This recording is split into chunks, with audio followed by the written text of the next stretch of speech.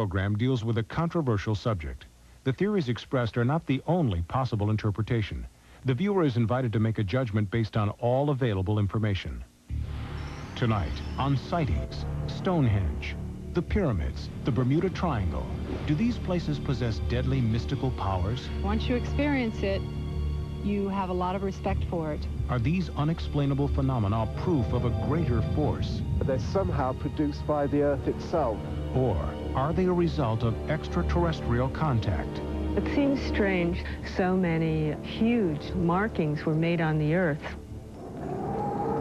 At that point, it started to appear. They had large, dark eyes, claw-like hands. I began sensing and knowing and feeling. I do believe in life after death. I mean, I've been there. We have not scratched the surface of what the mind can do. It's a connection with the unknown.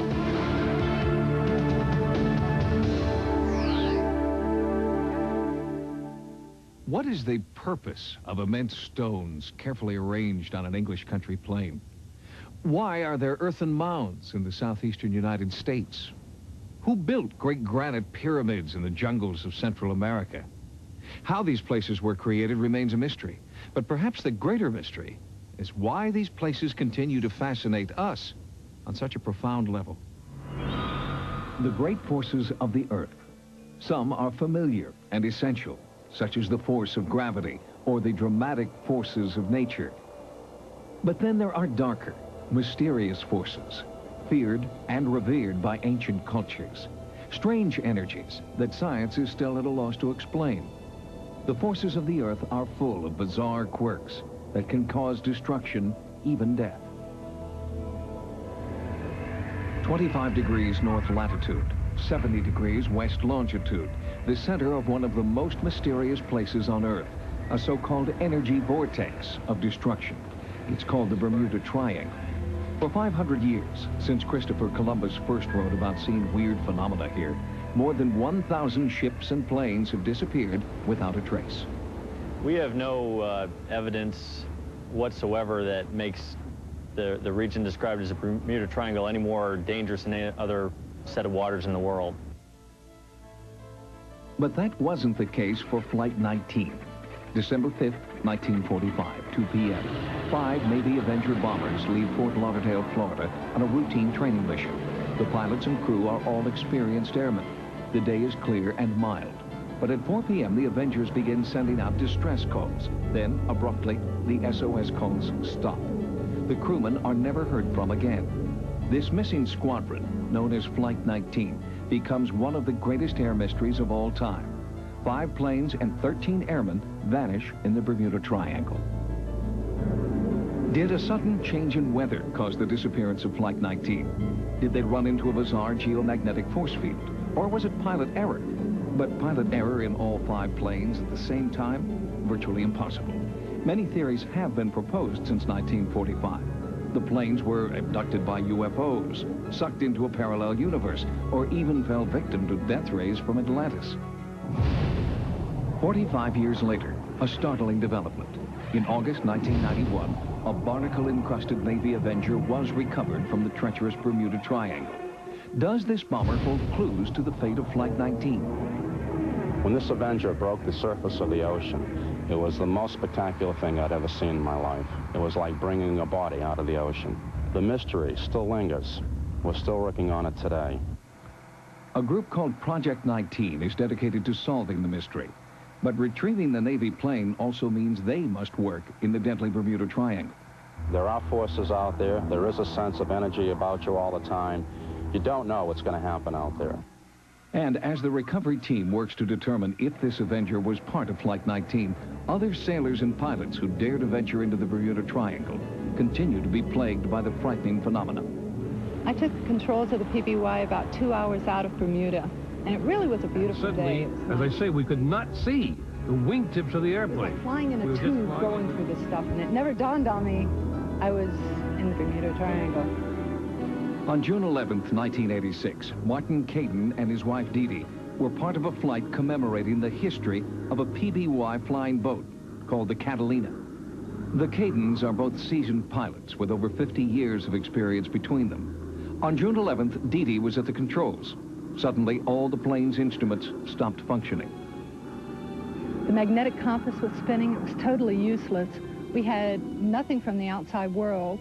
We were in limbo. We believe there was a tremendous electromagnetic effect. We don't know for sure, but we had $2 million worth of the world's finest electronic instruments just completely crap out on us. Outside the window of the plane, it looked like you were flying an eggnog. It looked like flying through, like in a lemon meringue pie.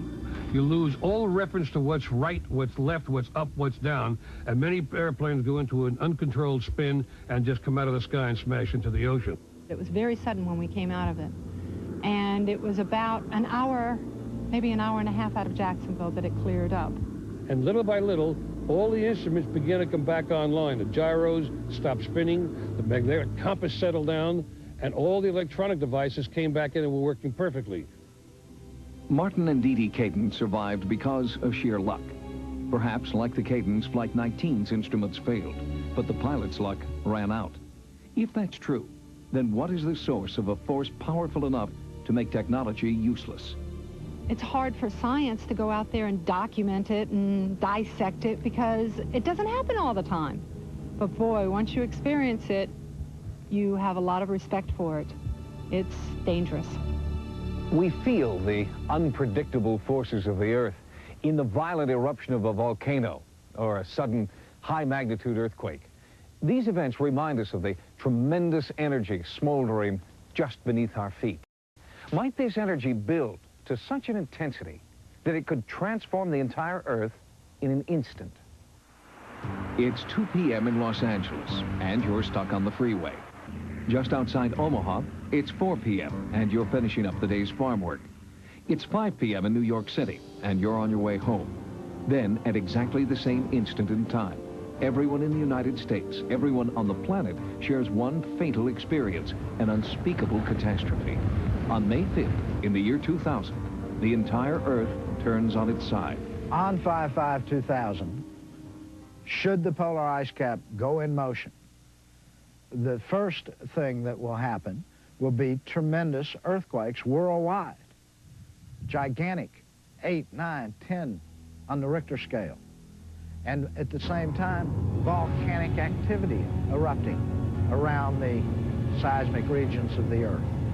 And the wind, as the Earth shifts, will rage wildly trying to seek a new equilibrium so that wind speeds of 200-300 miles an hour will literally destroy most dwellings on the surface. Is it possible for the Earth to turn on its side?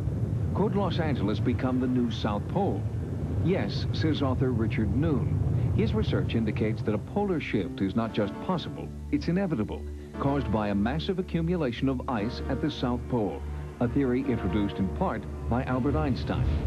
Einstein found that the weight of the ice, the mass, it could be stone, ice, junk cars, whatever, it takes approximately 1,700 pounds of pressure per square inch to fracture the rock, most of it's sedimentary rock in Antarctica anyway. As the ice increases in height and size, the weight of it is beyond human comprehension, and it depresses the ground under the ice. The ground under the ice, in turn, squeezes out the plastic viscous molten material underneath, and that viscous molten material has to go somewhere, and it moves through the Earth's fault lines, and this creates more earthquake and volcanic activity, which is what you see today. Many highly active volcanoes have erupted since Mount St. Helens in 1980, and in a recent one-month period, 5 earthquakes of a 6.5 magnitude or greater have shifted the Earth worldwide. We're in the middle of an environmental collapse. A shift of the crust of the Earth takes approximately 3 days to complete, and with it, the destruction of most places on Earth. Within a 3-day period, everything that we now take for granted could violently disappear. The skyscrapers of Los Angeles, gone. The Golden Gate Bridge, twisted wreckage covered in ice. The Washington Monument, a mass of rubble. This is just one man's theory, But the buildup of ice at the poles is one fact in Noon's theory confirmed by some geologists. Presently, ice does build up at the South Pole, but it doesn't build up arbitrarily high because the Earth's crust is plastic and it warps down as a consequence of the weight of the new snow and ice that's being piled up. So in reality, the whole depth of the ice cap doesn't get all that much bigger than it is right now. And what about the greenhouse effect? Haven't aerosol cans and industrial pollution created a hole in the ozone layer that's warming the Earth and melting polar ice? What happens is, at least early on in a warming situation on the Earth, the natural convection currents in the atmosphere itself carry that warm, moist air to the poles where the moisture condenses and falls as snow. Geology, the publication of the Geological Society of America, has recently published research that adds some substance to Noon's theory. But the idea of a radical, instantaneous polar shift is still considered extremely controversial. The theory that's proposed here is the entire crust slides around catastrophically. And there's really no geologic evidence, there's no any kind of climatic, geochemical, geophysical evidence that shows that that's even possible. The supposed trigger for this global nightmare will be a rare alignment of all 9 planets on May 5th, 2000, just 8 years from now. Noon believes this will be the fatal gravitational yank on the planet. A preposterous theory? Perhaps. But just remember, only 40 years ago, no one believed the universe began with a big bang. Today, it's scientific fact.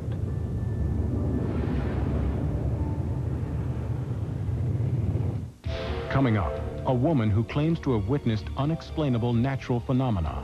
I saw this beautiful ball of light in the sky. Quality motor oil can go a long way toward protecting against engine wear.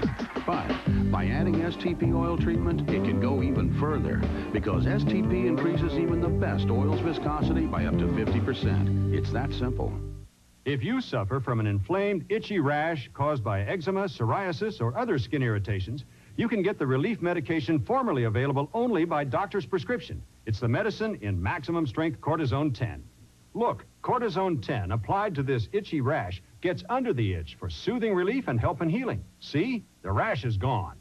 To relieve itchy rashes and skin irritations, use maximum strength cortisone 10 with the medicine doctors recommend most. Available without prescription.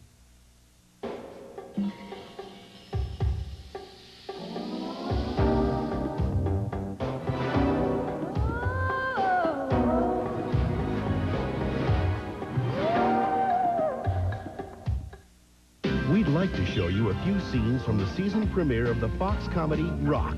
We'd like to, but we can't, because starting Sunday, August 16th, every episode of Rock will be performed live. That's right, we don't see it till you see it. Rock, live, season premiere August 16th on Fox. Who else would dare?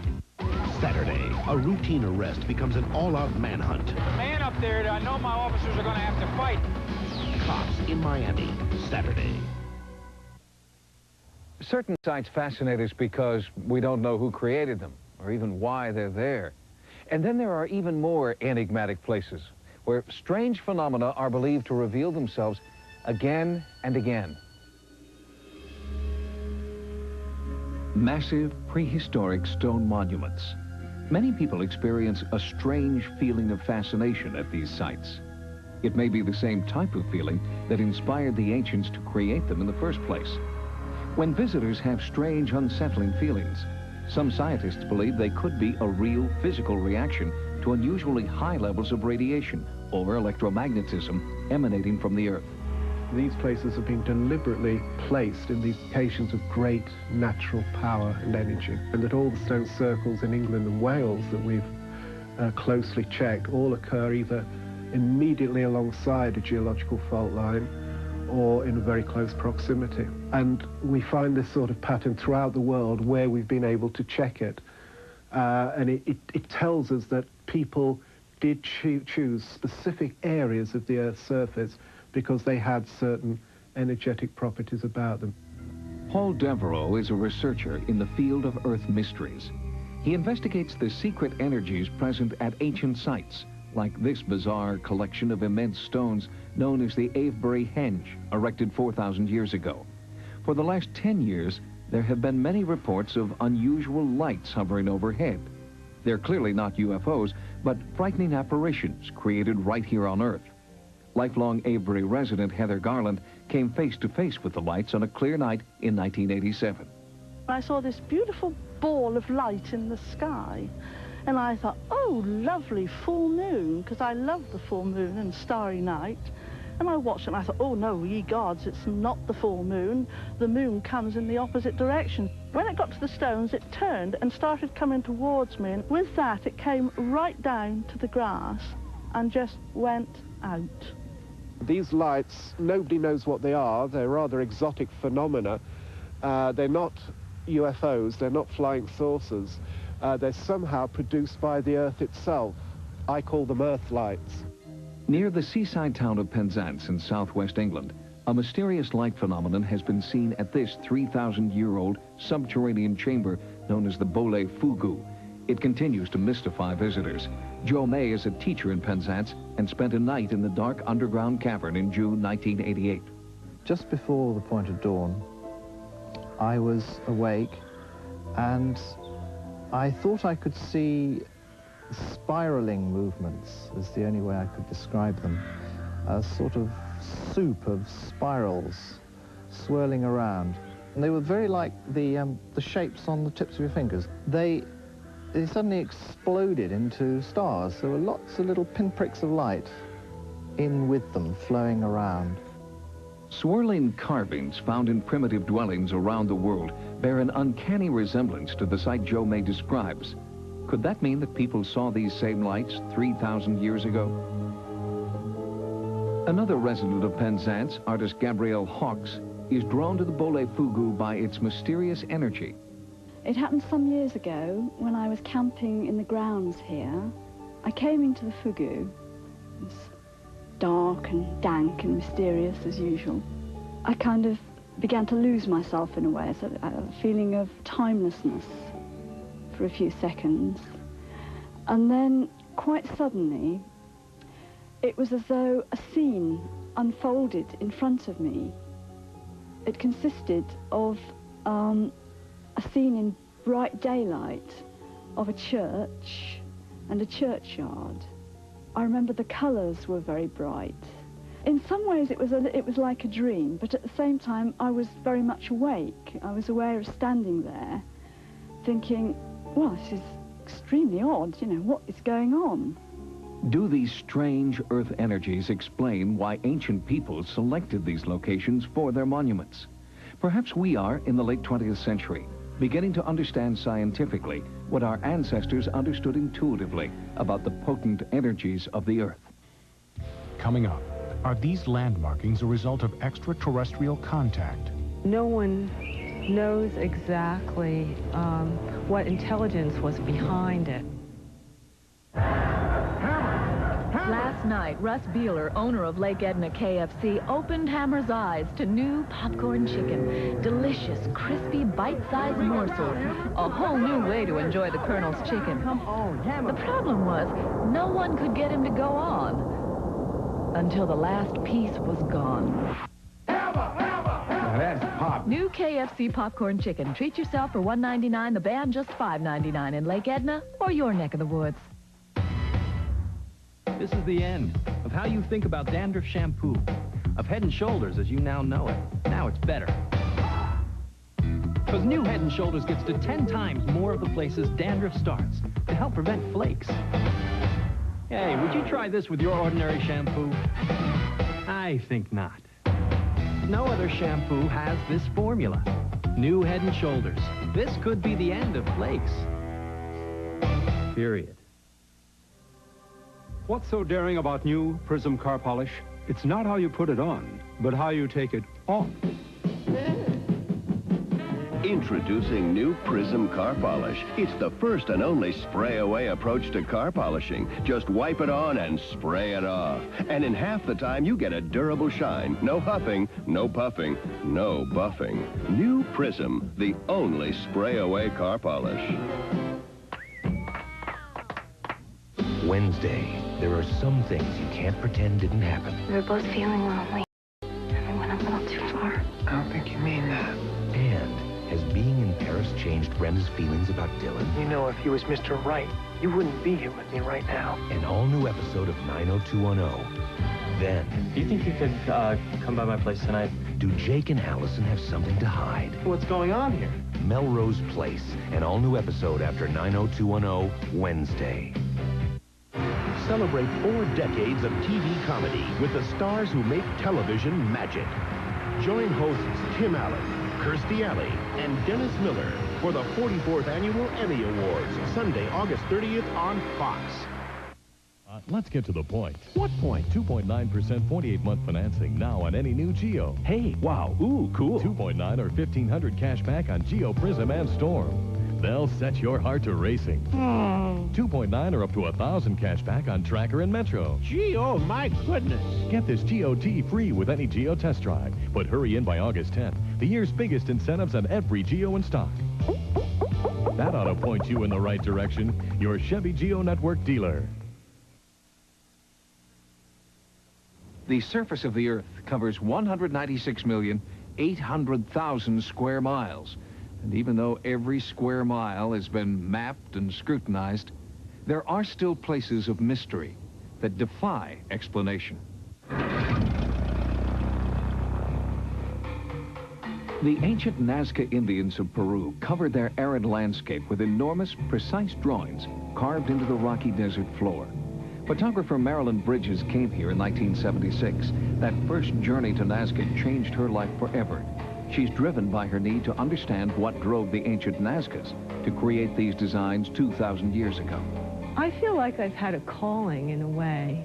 I did photography from the ground for a long time, and when I was in Peru, I heard about these lines of Nazca markings that were so huge that you could only see them from the air. I couldn't believe what I was seeing. I gave myself this mission to photograph these and bring them back and share them with people. To say, look, this is what ancient man was doing with the land. Maybe something can be deciphered. Perhaps most puzzling of all, why are the hundreds of designs here so enormous? There are animal figures more than 400 feet long. Some patterns extend for over a half mile. Since the Nazca couldn't fly, who were they trying to reach out to with these huge designs? I'm looking at a lot of these markings and structures as if a god would look at them. Drawings for the eyes of the gods is just one theory. Others believe the designs formed an astronomical calendar. But because of their size, some believe these markings were actually UFO landing strips. It seems strange that about 2,000 to 3,000 years ago, so many huge markings were made on the Earth, whether they were dug into the Earth or raised from the Earth. Peru isn't the only place Marilyn Bridges has found huge landmarks visible only from the air. For 20 years, she has tried to capture on film the images that ancient cultures have left behind. It is for her an obsession with deciphering the messages of the past. In this pursuit, she routinely risks her life, working from dangerously low altitudes. My flying is almost aerobatic. We have to slow the plane down to stall speed. Sometimes we even go into a stall. Stalling a plane at an altitude of only 200 feet reveals more than just an intellectual curiosity. It's an irresistible need to understand what ancient people had an irresistible need to create. There's a point that it strikes inside of people that maybe it takes them back in time to their heritage, to where we've all come from. Coming up, what mystical powers are hidden beneath the Black Hills?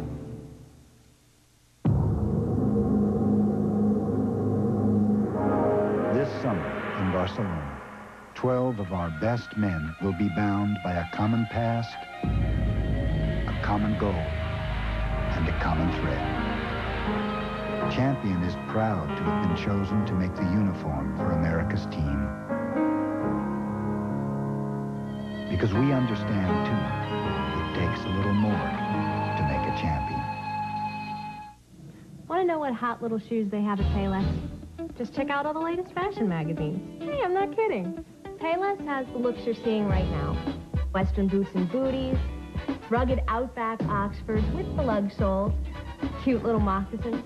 Yeah, but Payless has found a way to price them for a lot less than you see in here. It's back to school at Payless, where all the great looks start at just $9.99 for the hottest shoes. Who'd have guessed? Payless. Quality motor oil can go a long way toward protecting against engine wear. But by adding STP oil treatment, it can go even further, because STP increases even the best oil's viscosity by up to 50%. It's that simple. The days have been counted, and summer is one day shorter this year. So while you can, relax with a pitcher of Country Time lemonade and take time for summer's pleasures. Our legends tell us that the Black Hills is the heart of our home, the home of our heart. For the Lakota Indians, the entire earth is revered. But only one place is truly sacred. They believe the Black Hills of South Dakota are the spiritual heart of the planet. As I have learned about the Black Hills from other tribes scattered throughout this land, throughout America, or what we call the Turtle Island, what they understand also is that that is a center. The Black Hills are a center. Modern has also been drawn to the Black Hills, but for reasons that are far from spiritual. Gold and uranium are mined here, and over 50 million visitors have marveled at its man-made wonders. The Black Hills booms like a heartbeat. We say it's the heartbeat of the earth. Once mining started heavily in the 1880s, coinciding with the time that we were forbidden to practice our religion. That booming got further and further and further apart. We're not, with respect to this entity, to this earth, to this mother who gives us everything. We say that if the heart cannot live, the earth can't live. And we believe that protecting the Black Hills has to do with all life, all of the children of the earth. When the Black Hills dies, the earth will die. A startling photograph taken from space, a God's eye view, so to speak, may prove the Lakota warning is right. The Black Hills are shaped like a human heart. Primitive cultures and religions worship the earth and man's connection to it. Perhaps by studying their mysterious monuments and seeking an understanding of Earth's unexplained forces, we'll rediscover our own connection to the planet. The distant past may be the key to protecting our immediate future. For Sightings, I'm Tim White. Good night. On the next Sightings, a dead psychic helps solve his own grisly murder. Then, what deadly force threatens ships and planes over the Great Lakes? And how did this woman predict California's recent earthquakes? All on the next Sightings. Tomorrow on Code 3, a hang glider lies injured and helpless on a rugged mountainside after crashing into the side of a cliff. See actual footage of an emergency team risking their own lives to save him in a daring rescue attempt. Tomorrow on Code 3 after a full hour of Cops. And Sunday, America's favorite Siamese twins go Hollywood. But will success tear them apart? Find out on In Living Color, followed by Rachel Gunn and Married with Children tomorrow. Now, stay tuned for Hidden Video.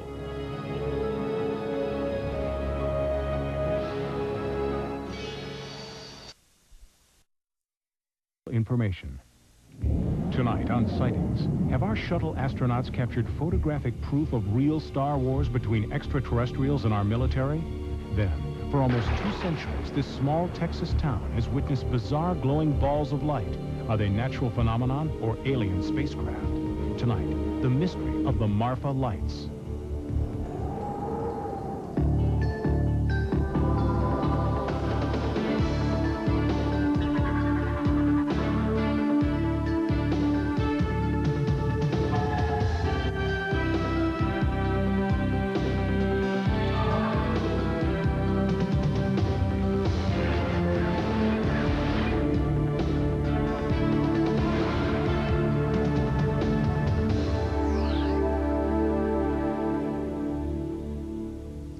Welcome to Sightings. I'm Tim White.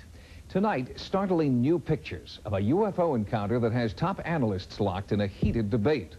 The authenticity of the pictures is above suspicion because they were taken by specialists aboard the Space Shuttle Discovery. For For the past year, the United States government has avoided discussing what is potentially the most important 30 seconds of video footage to have emerged from the U.S. space program. The footage looks fairly innocuous, but some believe that something is going on here NASA doesn't want us to know about. On September the 12th, 1991, STS-48 lifted off into space for what NASA officials expected to be a routine shuttle mission. But what discoveries cameras would capture high above the Earth during that mission would prove to be anything but routine. I heard one or two of the astronauts exclaim over shortwave radio, "What is that? What is that?" NASA says the objects could be space ice, satellites, or debris. Ufologists interpret the footage as either alien spacecraft engaged in armed battle or an armed response to alien spacecraft by SDI, the so-called Star Wars defense system. This particular day, they were flying over the Philippines. You'll see what looks like stars in the sky, and then you'll see these objects off to the right of the screen. Within a couple of minutes, you will see an object come out of the clouds to the north part of your screen, and it's heading to the north-northwest. In about 4 or 5 seconds, you'll see a flash in the lower left-hand corner of the screen, and then you'll see a streak of light go by that object. Just missed it there, and the one in the lower right-hand corner of the screen. What's being enacted up there is basically a contact with an alien civilization, and that those particular craft are not from here. The flash that we're seeing is probably a mechanism of Star Wars. Is this finally concrete proof that we're being visited by intelligent light from another planet? Space industry officials answer with an emphatic no. A lot of things we see on the picture from space are things we're used to seeing here in the control center down here in Houston. They're ordinary events that surround the spaceship. Pieces coming off, water dumps, pieces of ice, insulation. They're just little pieces 10, maybe 20 feet away from the camera. And as they're flowing across the field of view of the camera, there's a flash of light as one of the maneuvering jets on the shuttle fires under autopilot control. Anything floating out there is like opening your door on a windy day and watching the dust in your house blow out. The burst of gas from the jet pushes these little pieces of debris, and off they go. If that is true, why doesn't the horizon line and the curvature of the Earth's latitude change when that rocket fires in the upper left quadrant or to the west side? And NASA's explanation defies the laws of physics, according to University of Nebraska at Omaha physicist Dr. Jack Katcher. NASA's claim is that these are all pieces of ice, and that this flash down here was an attitude rocket adjuster to adjust the position of the shuttle, so it's going to push it in a certain direction, and the exhaust came up like this. Well, if that happened, then the particles should move up in this direction. Those two pretty well fit that scenario, but I have a real problem with the rest of them because, first of all, this one just starts here and continues on down this way, just straight the whole time. Now, that's the wrong direction for an exhaust in this direction, too. So I really have a lot of trouble seeing how you could make an explanation like that work. Analysis by aerospace propulsion expert David Froning refutes NASA's belief that the objects are conventional spacecraft. Its behavior doesn't look like a normal orbital debris. To make a turn like that in a conventional vehicle would just be impossible. And to do that, you really have to actually warp and twist space. These certainly do appear to be objects that are intelligently controlled. NASA has issued several statements insisting the UFOs are chunks of space ice, but they refuse to comment on 2 additional sightings that occurred later in the mission. Here, one object is intercepted by a rocket-like projectile. The object continues as more projectiles pass. Later, on the dark side of the Earth, another object comes into view. Soon, a second, faster-moving object nearly collides with the first, then continues out of frame. What if, then, they were extraterrestrial craft? Well, then, there are some very scary things happening here. Was it some kind of a missile that we were firing at them with?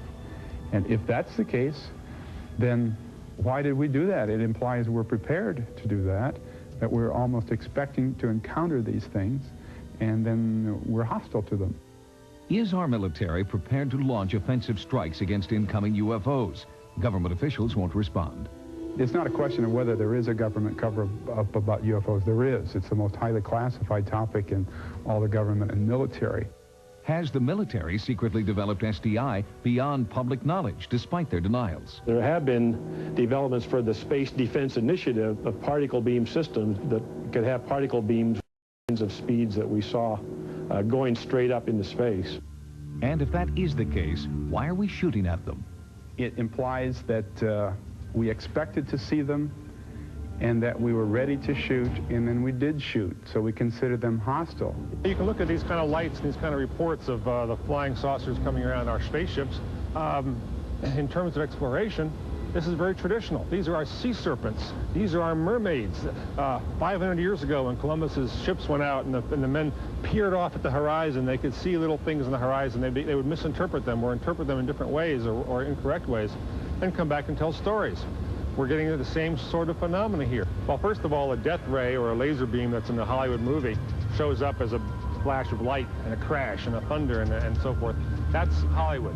In reality, these kinds of beams in space are invisible because they have nothing to show up on except a target. So you would not see a beam going across the picture. James Oberg has devoted the last 18 years to aerospace research. Although Oberg insists he is an independent analyst, some ufologists believe he's part of a secret government conspiracy to debunk all UFOs. It's a bit too trite and a bit insulting to the intelligence of the average American to say, you know, it's something to do with space folklore or space debris. Let's not forget that these people are not some kind of UFO organization speaking for 10,000 scientists out there. These are a couple of very far out people who are not even accepted in the UFO movement. Is this merely ice from the space shuttle? Secret weapons testing the military won't disclose? Or is this finally proof that we're not alone in the universe? It's only a matter of time, but I would wager by 1995 this will be common knowledge, and the fact that extraterrestrials are here will be accepted by everybody. For a further perspective on the space shuttle footage, we've asked University of Nebraska at Omaha physicist Dr. Jack Kasher to join us. Dr. Kasher, thanks for coming in. Appreciate your time. What evidence can you cite, sir, that those lights that we saw on the tape aren't conventional satellites? Well, I think the strongest evidence for me is I sat down and I put a transparency in front of the television set, and I tracked 8 of those objects both before and after the flash. And the main one did cut up sharply to the right, apparently in response, if you would believe the ice theory, of an attitude adjuster rocket down here that would push it up with its exhaust. 2 of the 8 objects did that. 4 just continued, didn't react. 2 went up and to the left, which is the wrong direction. And I've looked at that 50, 100 times. I just can't reconcile that in my own mind. Have you been ostracized at all by the scientific community for holding these particular beliefs? Not really. You'd be surprised at the physicists that have come up after they've heard me speak about UFOs and say they're really surprised that there is evidence that is at least plausible that these things are real. You sort of went out on a limb, Dr. Kasher. You said that by 1995 these kinds of sightings would be commonplace. Why 1995? Do you know something the rest of us don't? Well, I do have some contacts that have given me some information, and I think I based some of it on that, but I think that there is a groundswell of interest in UFOs. People are being more open about the sightings that they have had, and that just builds up, and eventually, what are you going to do when your friends tell you they have actually seen flying saucers hovering above their houses? After that happens to you a number of times, you just have to start believing some of it. Dr. Kasher, have you seen a UFO yourself or anything that would lead you to personally believe that they're out there? Well, I haven't seen anything as spectacular, say, as a flying saucer, but I have seen lights in the sky that behave in a strange way that you couldn't explain in terms of normal airplanes. And I do teach astronomy. I know where the constellations are and what meteors are, so I can differentiate between those things. And the objects that I saw were not airplanes, and I'm not really sure what they were. Dr. Jack Kasher, thank you very much. And we will be back with more sightings in just a moment. Coming up next, what are these bizarre glowing balls of light? Some say natural phenomenon, some say alien spacecraft. We investigate the mystery of the Marfa lights. Sightings is brought to you by the complete line of Mercury automobiles. Capri, Tracer, Topaz, Cougar, Grand Marquis, Sable, and the new Villager minivan.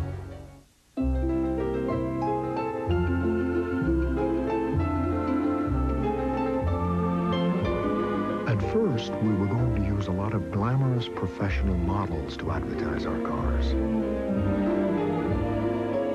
Then we considered the famous basketball player. What's his name with the shoes? We also looked at expensive special effects, catchy jingles, and snappy slogans. Then we had the big idea.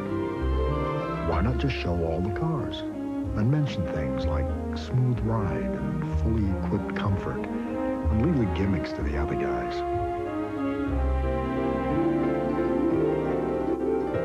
Okay, so we used one glamorous professional model.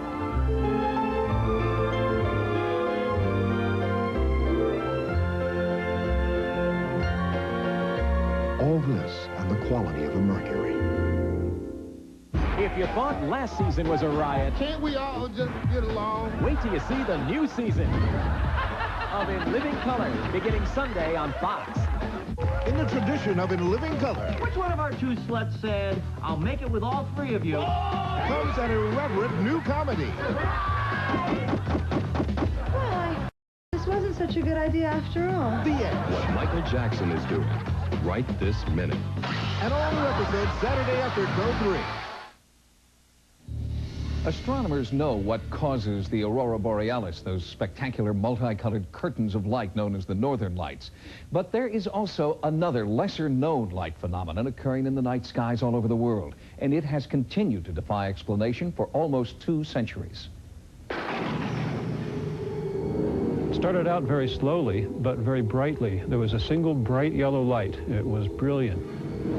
The closer it got, it changed to a kind of a silvery green orb. It seems to dance or move in a rhythmic way.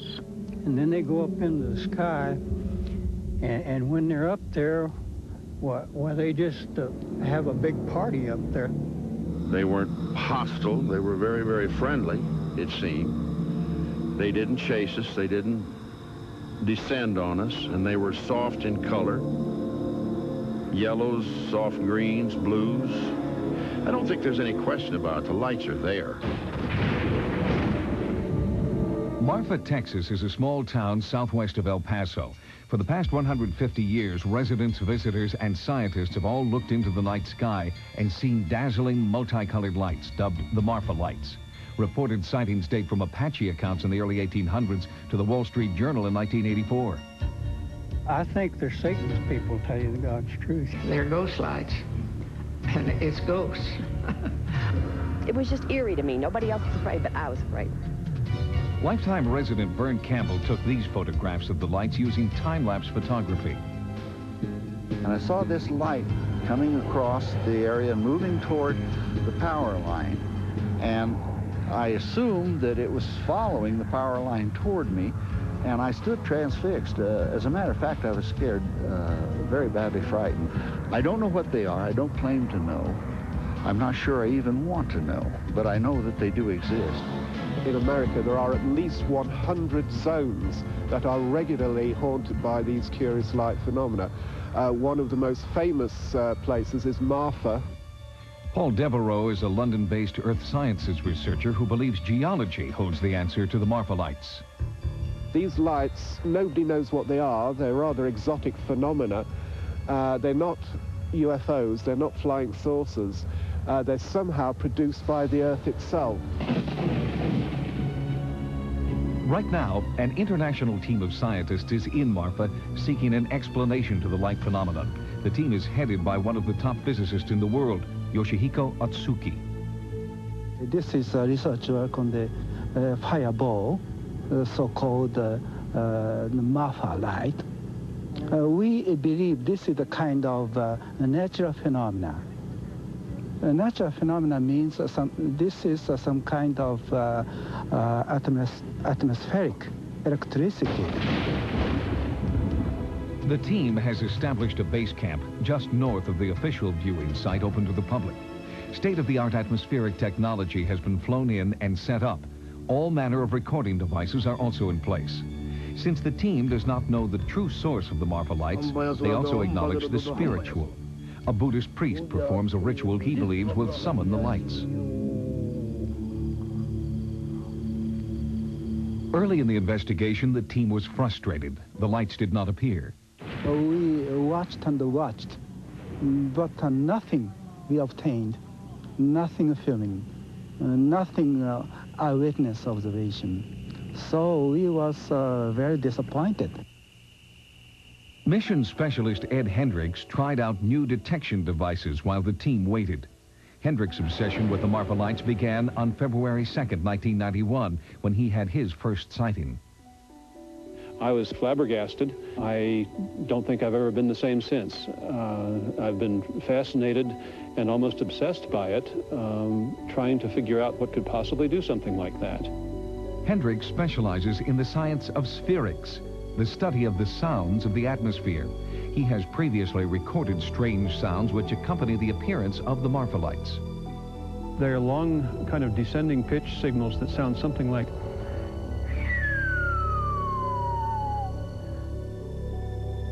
On September 1st, 1992, as Hendricks set up his equipment, the team's first light suddenly appeared on the horizon.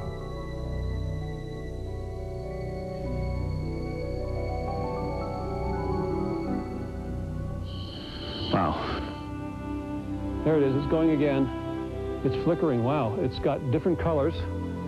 It's got red and yellow, and it's flashing. It's flashing very rapidly.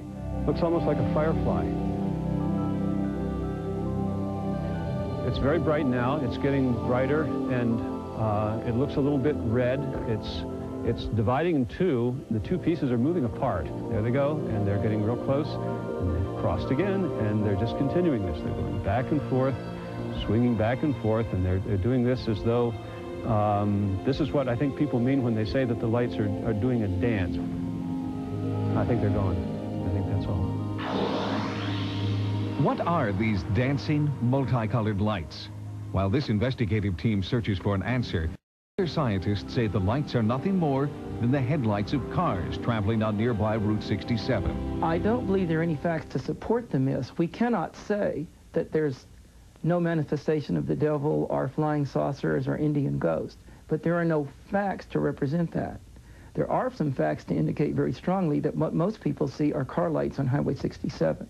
There are people who are skeptical about the Marfa lights and who believe that what everybody sees are car headlights, and indeed many people do see car headlights and assume that they're Marfa lights and believe that. But even the most serious skeptic, the people who attribute all of the phenomenon to car headlights, could not possibly have seen what we saw and conclude that they were looking at car headlights, because cars could not be made to do what we saw those lights do. And with the sightings dating back to the early 1800s, car headlights must be ruled out in those cases. Right now, I don't know what they are, and I'm continuing to work on that. I have some more years left, and all that time I'm going to continue to look at it until I figure it out. We have no facts that illustrate that it's anything beyond the natural. For the people who live in Marfa, the parade of scientists and specialists who work here are just part of life. And so too are the Marfa lights that they have witnessed their whole lives and explain in their own way. It's just there. And it's been there all these many years. And with all these people trying to find what it is, I don't think they will, and I hope they don't. It would be nice just to remain the Marfa mystery light.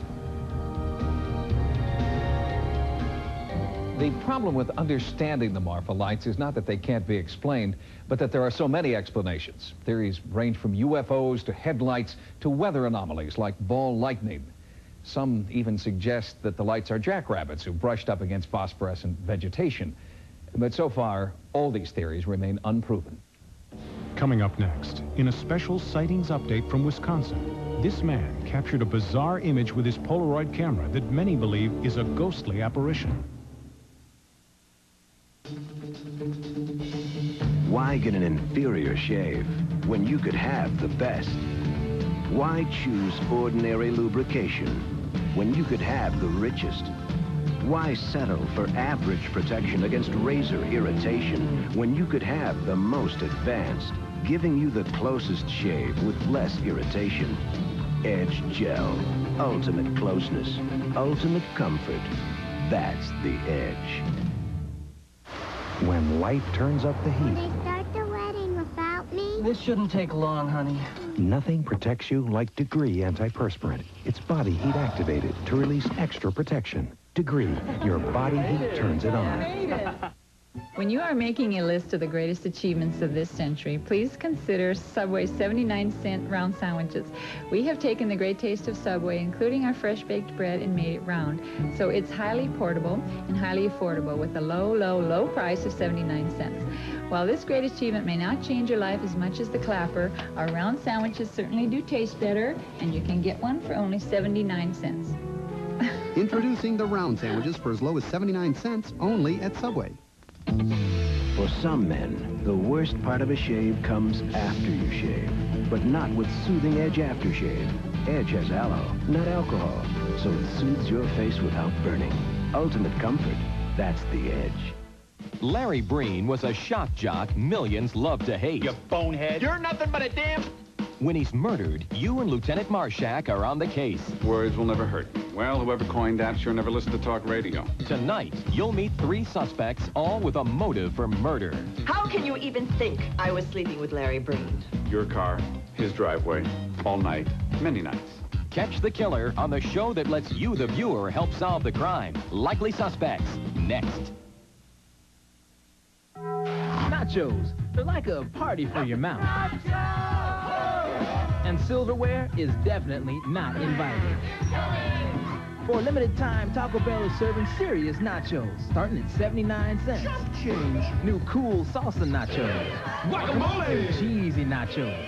And the Scarfing Classic Nacho Supreme. You gotta get them vertical. But this Nacho Fest won't last long. Give me that nacho. So eat them up at the Bell. Run for the border. Life is a nacho. According to the most recent Roper poll on the paranormal, 18.5 million Americans report having seen a ghost. One of those people contacted us with a remarkable photograph that he took near his home in Hayward, Wisconsin. Northern Wisconsin is a freshwater fishing paradise, and some say a haven for ghostly apparitions. Skeptics dismiss these stories as folklore designed to lure tourists. But eyewitness accounts are plentiful, and now potential hard evidence has surfaced, an intriguing photograph. I looked up, and here I see this white figure above the tree line, and it's slowly descending towards the trees. Al Denninger has been a fishing guide through the waters of the Chippewa flowage for 17 years. He knows these waters like the back of his hand. But last October, he saw something he couldn't explain. You could see it actually pass through the trees and slowly right above the shoreline, and the object was 10, 12 feet tall. I took one picture with the Polaroid. Slowly this object moved down the shoreline that way, towards the west, moved about 50 yards, stayed there maybe 10, 15 seconds, and slowly ascended right straight up into the sky and was gone. Denninger claims he photographed this apparition of a human form floating above an area locals call Ghost Island. Later, he had his photograph enlarged for better analysis. I had the original looked at by a photo expert. He says, first of all, you can't dupe up a Polaroid. He says, well, I can't tell you what it is, but whatever it is, it's really there.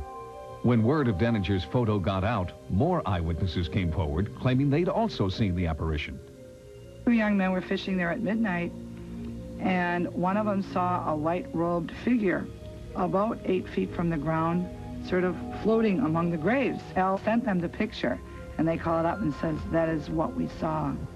Stories of discontented spirits haunting Ghost Island have existed since Wisconsin's Chippewa River was dammed in the 1920s, causing floodwaters to engulf the island's historic cemetery.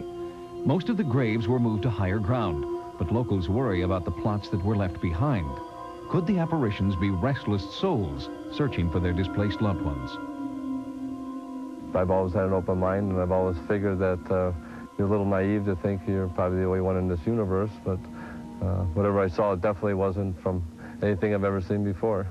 If you photographed or videotaped what you believe to be a ghost, or if you've had an encounter with the paranormal, our Sightings investigative team wants to know. To report your sighting, call 1-900-740-SIGHT. That's 1-900-740-SITE. Each call 75 cents a minute. Average call lasts 2 minutes, and you must be 18 years or older. Again, to report your paranormal experiences, call the Sightings hotline at 1-900-740-SIGHT. 740-7483. Sure. Unsure. Sure. Unsure. Sure. Unsure. When dryness really counts, be sure to be dry. Sure Solid has the most effective wetness-fighting ingredient you can buy. For dryness no one can beat. So you're either sure or unsure. Sure. Unsure.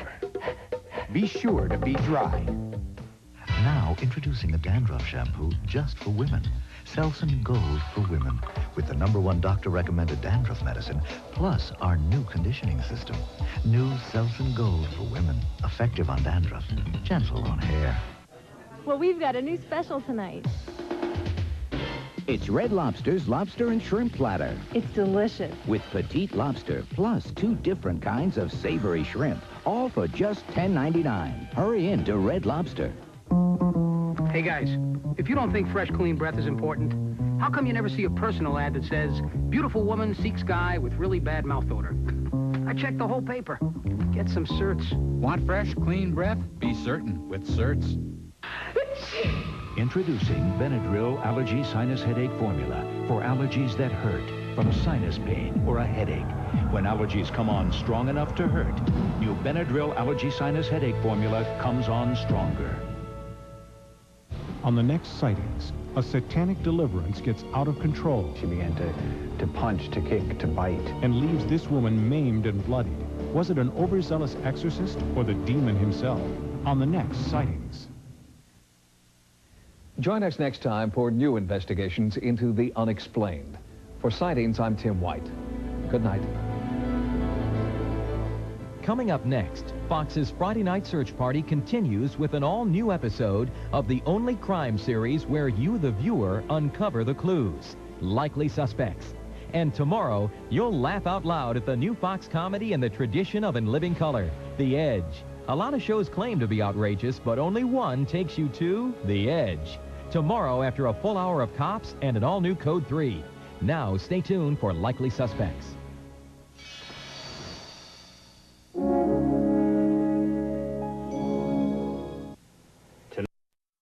Information. Tonight on Sightings, a satanic deliverance gets out of control. She began to punch, to kick, to bite. And leaves this woman maimed. Was it the exorcist or the demon himself? And 100 years ago, Lizzie Borden was acquitted of the brutal axe murders of her parents. Now a forensic expert and a psychic uncover gruesome new evidence.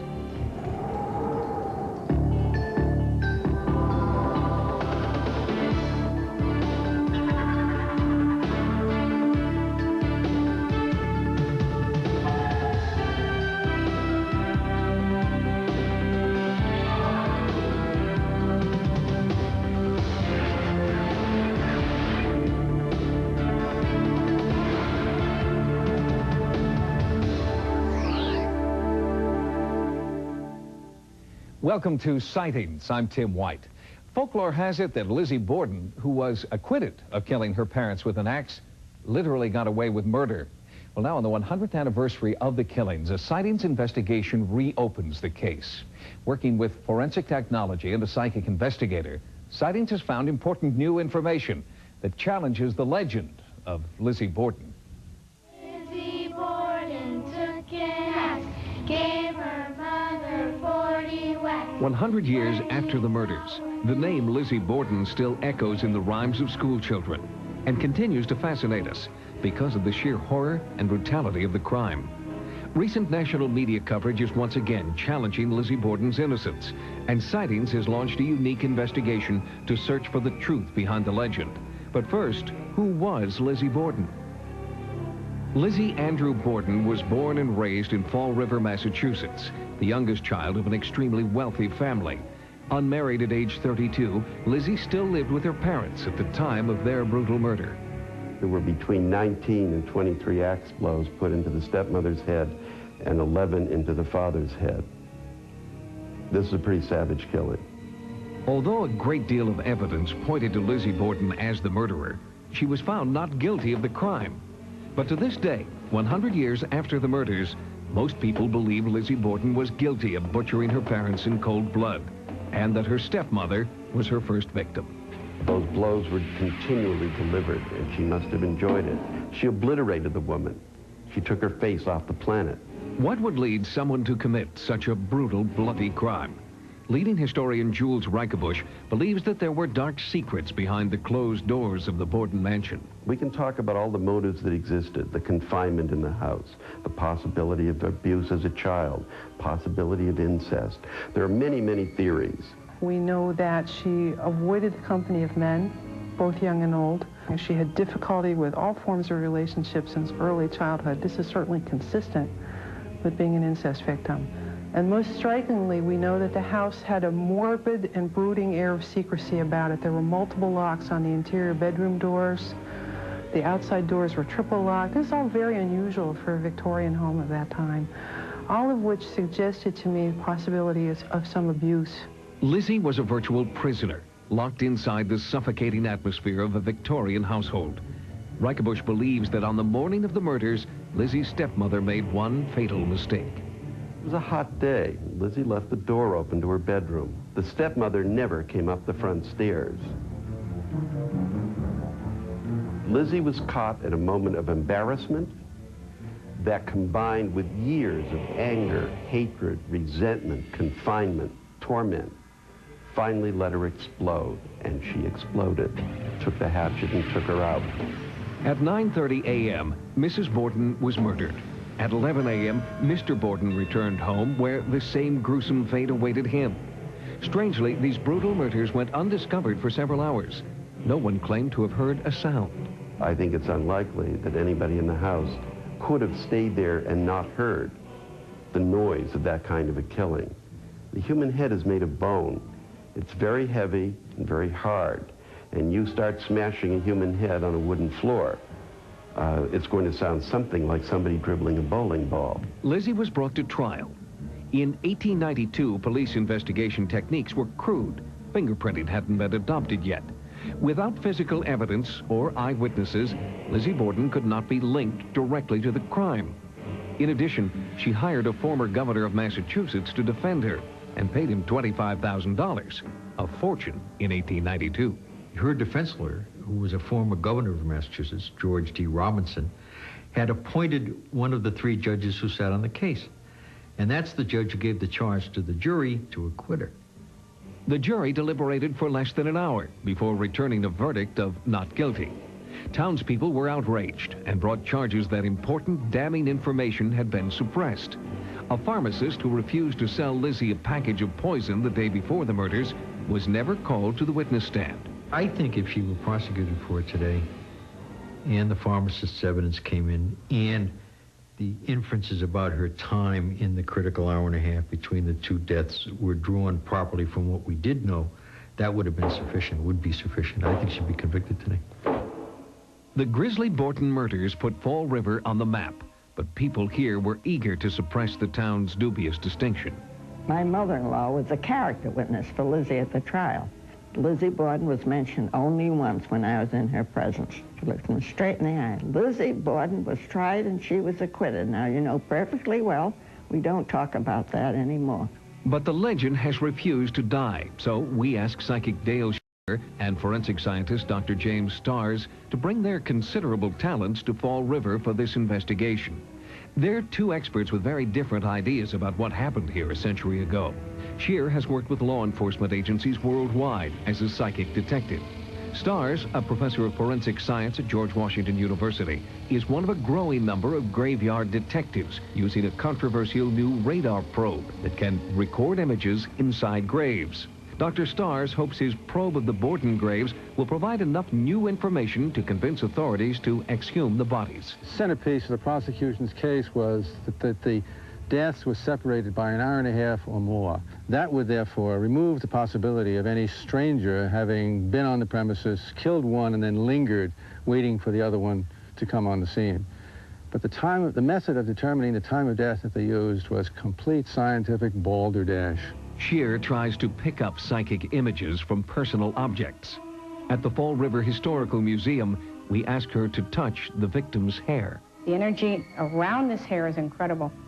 I'm going to try to draw visual pictures of what I see in the past. There is a woman on a bed. She looks up. She sees someone, oh my God, over her. She sees somebody. It's a woman. She sees an axe coming at her. This man was not sleeping. He was knocked unconscious with the axe. Oh my God, she comes in. She comes in and she's going to kill him. She hates him. It's often been said that Andrew Borden was killed while sleeping. Well, suppose we look at his body and we find that he's got defense wounds in his arms, indicating that he threw his arms up to protect himself. And he wasn't sleeping, was he? There's no death on this hatchet. There is death, but it's more like chicken, birds. It's not people. I've looked at the hatchet that the prosecution introduced at the trial as being the murder weapon, and that murder weapon, in my view, would not have been sufficient to inflict the wounds in the skulls of her parents that were testified to at the trial. If this hatchet is not the weapon used to butcher Lizzie's parents, then what did shatter their skulls?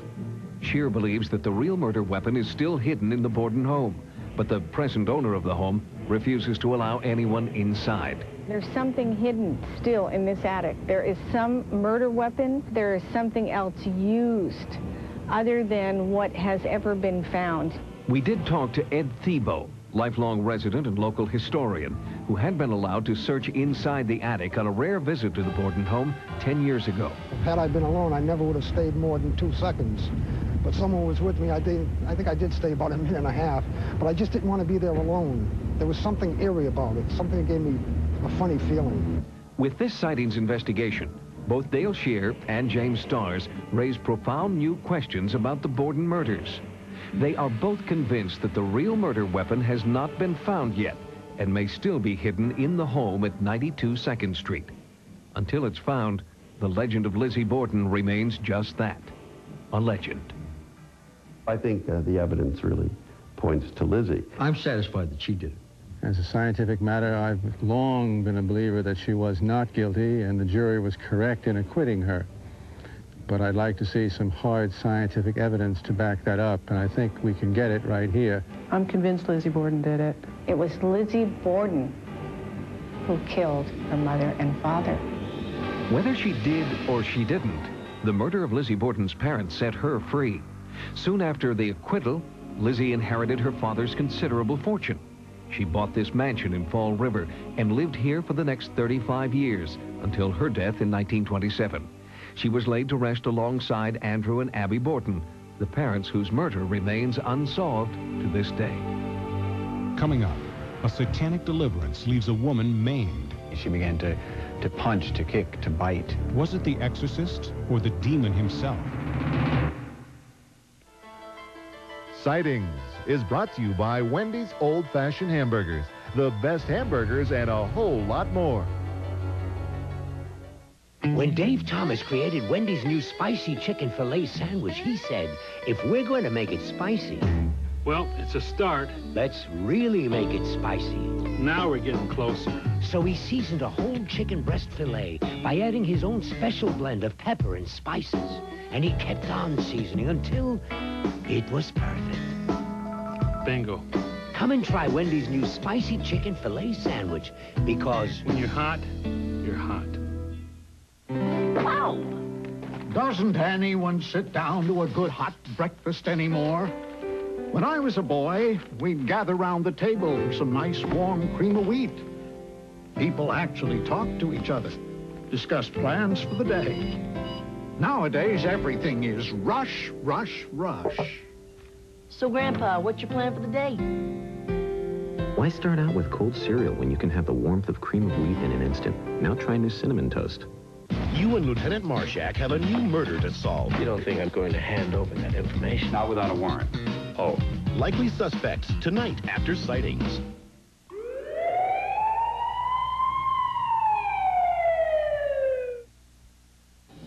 The Exorcist was one of the most disturbing films ever to come out of Hollywood. The story of an innocent young girl transformed by demonic possession set a standard for fictional horror. But for some, the real-life exorcisms going on today at one Chicago church are more disturbing than any movie. The rite of exorcism has been part of the Catholic Church for nearly 2,000 years, but it is not strictly a Catholic practice.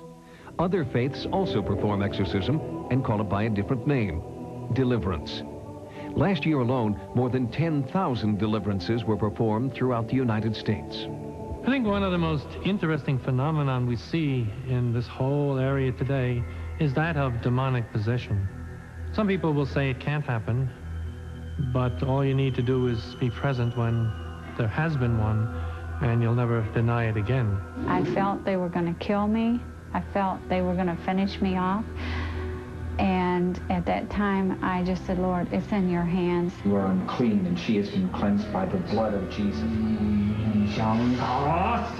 Look at me. The pastor started praying for me, and he was using the name of Jesus. You have no power. The Lord Jesus in his eyes. Sometimes I lay down at night, I'd see like these really scary faces when I shut my eyes and be looking right at me. These ghostly faces with fangs and like blood on the teeth looking at me. Julie Gibson didn't understand why she had so much rage and anger inside her. She tried traditional counseling without success. And finally, on the brink of suicide, she brought her problems to her pastor, Jim Hurlis. He performed a deliverance that lasted several hours. Hurlis was attempting to free Julie from what he believed were powerful demons. Here, we see exclusive footage of part of Julie's deliverance, which she claims freed her from demonic possession and changed her life. Shut up. Look at me. Yes. Look at me. Look at me. In the name of Jesus. Stop this. I command you. Oh, I don't like that. Father, let your light shine forth in Jesus' holy name. Yes. Father, I loose your power. At his Fox River Christianity Center, Jim Hurlis is assisted during each deliverance by members of his growing congregation. But not all deliverances have been as successful as Julie Gibson's. In August of 1992, his church in Fox Lake, Illinois, a suburb of Chicago, came under fire because self-proclaimed minister Jim Hurlis performed one deliverance he admits got out of control. In this specific incident that I was involved in recently, I did not recognize my limitations soon enough. And as I became more tired, this demonic force became stronger in this woman. On the night of August 14th, 1992, after 4 days of fasting and prayer, a distraught church member, Sandy Mays, turned to Jim Hurlis. He concluded that Sandy was the victim of a demonic possession and a deliverance was called for. At this point, I was laying on the floor and I heard somebody say, "The enemy's coming." I felt like God was speaking to me, "You're not going to get hurt, just do what I tell you." I felt something or somebody grab my arm and tie it. It took over her mind. She tried to hurt me. She began to punch, to kick, to bite. And at the time, my main concern was for her safety. I heard the pounding. I reached up and I felt the nail in the floor. They had nailed me to a floor. I was not ready for the strength and the trickery of the demonic forces that I was confronted with. My chest was in severe pain. I thought, am I having a heart attack? In a panic, Hurlis and his assistants left Sandy alone in the house. 24 hours passed before she could break free and escape wearing only her underwear. According to the initial officers who were on the scene there, that she was in an incoherent state, extremely emotional. She was claiming to be the Antichrist. I was running up the street. I seen a car coming and I was scared. I didn't want anybody to see me running down the road. Next thing I know, the police are there and they're looking at me and they're saying, "What happened to you?" And I said, "I got beat up by demons." Sandy was taken to a mental hospital for observation. Doctors discovered extensive bruises and contusions, but Sandy insisted no person had hurt her and refused to press charges. At the time, Mike, I felt we were beating up on the devil's head, and he got mad and he sent in reinforcements and he decided to beat up on me.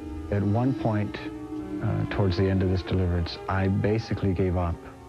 I had by that time gotten some advice from another minister who explained to me that I could just quit, and so I did, and we put it into God's hands.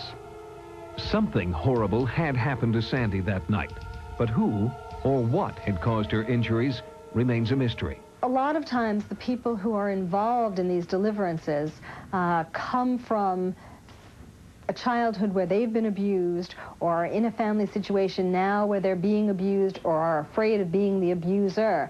And it's kind of ironic and sad that they often become the one who is abused in these deliverances themselves. Although Sandy appears to have been the victim of physical abuse, some church officials believe that bodily injury can sometimes be caused by the devil. Can a devil inhabit a person? The answer is yes. They can take over the operation of the body of a person for a time period, and while that's going on, the person really doesn't know anything that's happening. But could Satan actually be responsible for Sandy's battered body? Or also what they call psychic phenomenon, and this would be caused by the demons, where actually as a person is dead, they will begin to see spots or bruises come on with absolutely nothing seeming to happen. And I have a sneaking suspicion that we've got some people performing deliverance ministries, or perhaps calling them exorcisms such, that are concerned not so much for the well-being of the individual who's come to them, but for their own personal gain. Then there's no reason to suspect that the devil wouldn't be able to infect with evil purposes even somebody who thinks they're trying to do good. I don't think that the point can be made strongly enough as to how dangerous these situations are. People who go to be delivered are trains running out of control and are putting themselves in the hands of people who are themselves, for the most part, out of control. But the actual deliverance itself could, in fact, put them over the edge. The bottom line is that anything bad that has ever happened in anyone's life is directly or indirectly related to Satan. I cannot testify to the fact that anyone touched me because I have no recollection of it. I felt no blows, I felt no black eyes, I felt no beating. And I believe that it was a supernatural thing that took place, and God protected me. Despite Sandy's claims to the contrary, there are many people who believe Sandy was the victim of physical abuse. Not at the hands of the devil, but at the hands of someone within the church she knew and trusted.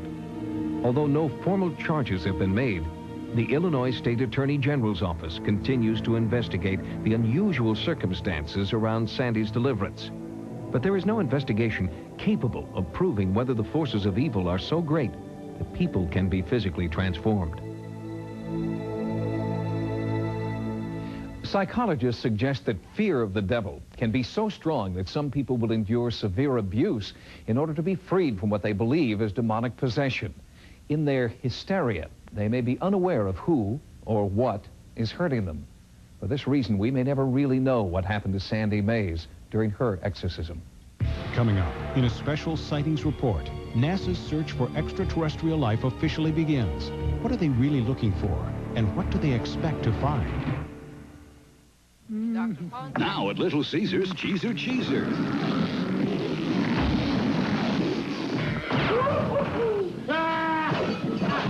Two pizzas with extra cheese, up to 3 toppings, and free crazy bread for $8.98. Teaser, teaser. The #1 movie in America. The Last of the Mohicans.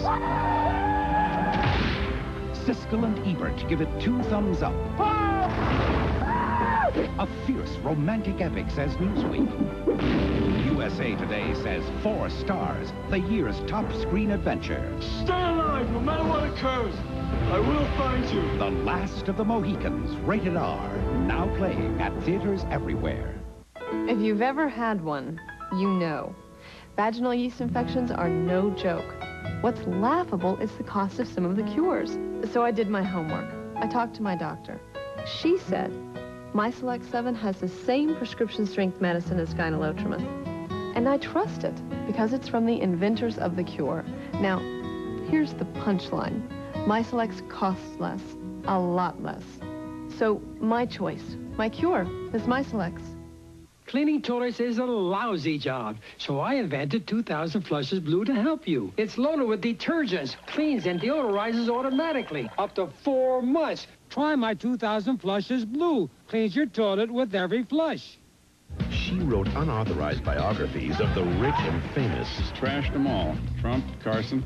She was going to do Jimmy Carter, but no one cared. Tonight, How could you print that crap, you lying little sleaze? one of her subjects gets revenge. Now you and Lieutenant Marshak are on the case. You don't sincerely think I'm just going to hand over that information? Not without a warrant. Oh. Catch the killer on the show that lets you, the viewer, help solve the crime. Likely Suspects, coming up next. Mike Kane here for Southwest Ford. We're having an unbelievable used car sale. How does this sound to you? 1992 Tempo, power windows, power seats, air conditioning, cruise control. $1 down, $179 a month. Or for you luxury buyers, we've got a 1986 Lincoln LSC with leather. $1 down, $199 a month. Pick up the phone and call 888-2600. I use a car phone. Or better yet, get in your car and come to Southwest Ford today. NASA has just been granted $100 million for a new special project. Over the next 10 years, $10 million a year will be spent to support SETI, S-E-T-I, a NASA organization whose sole aim is to search for extraterrestrial intelligence. Since its inception in 1978, NASA's SETI program has come under considerable fire from people who believe the government is wasting money searching for a real-life ET. But in the last few years, enthusiastic support for the program has come from distinguished scientists like Carl Sagan, Linus Pauling, and Stephen Hawking. They join an increasing number of scientists who believe there is intelligent life beyond Earth. For at least 2,000 years, people have been speculating about life in space. That's an old idea. But it's really only in the last half of this century that we finally got the technology to really look for life in space. The centerpiece of the SETI program is the Arecibo radio telescope in Puerto Rico. It is the most powerful radio telescope in the world, with the effective power of 20 trillion watts. Beginning on October 12, 1992, astronomers in Arecibo will use the telescope to listen for signs of extraterrestrial intelligence. Nobody knows when success is going to occur. You just got to be in there for the long haul. It's a bit like building a cathedral. You may not see it completed in your own lifetime, but it's a worthy project. Sightings will travel to Puerto Rico and record the historic moment when the Arecibo telescope is turned on and SETI's search begins. If you've recorded what you believe to be a UFO, or if you've had an encounter with the paranormal, our Sightings investigative team wants to know. To report your sighting, call 1-900-740-SIGHT. That's 1-900-740-SITE. Each call 75 cents a minute. Average call lasts 2 minutes, and you must be 18 years or older. Again, to report your paranormal experiences, call the Sightings hotline at 1-900-740-7483.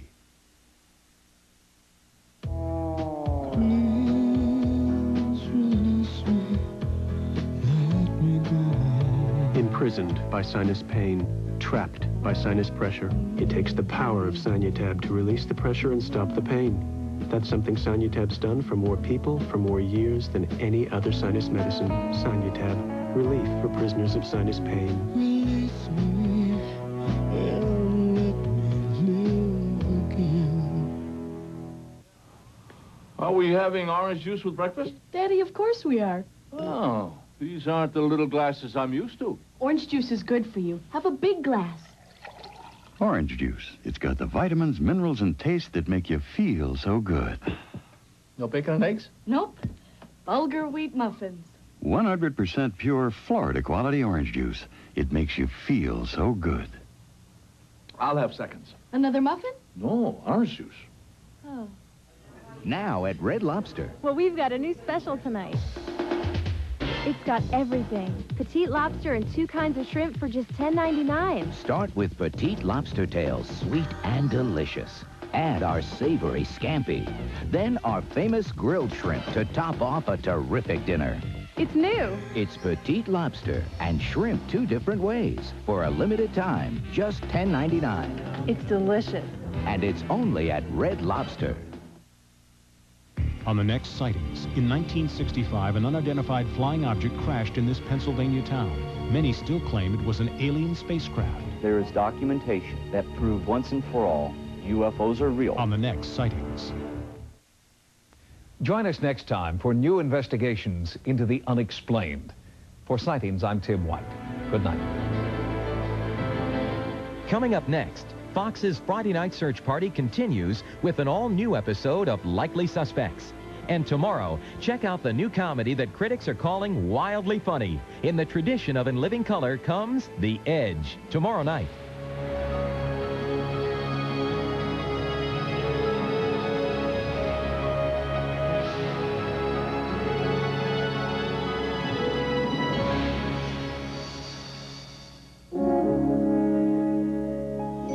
Friday Night Search.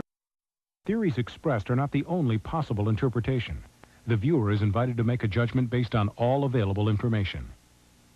Tonight on Sightings, thousands of Americans may have been abducted and sexually abused by extraterrestrials. I'm one of those few men who knows what a woman feels like when she's raped. We reveal their frightening motives. Then we uncover the U.S. military's own top-secret UFOs, hidden in the Nevada desert. We have things out there that are literally out of this world.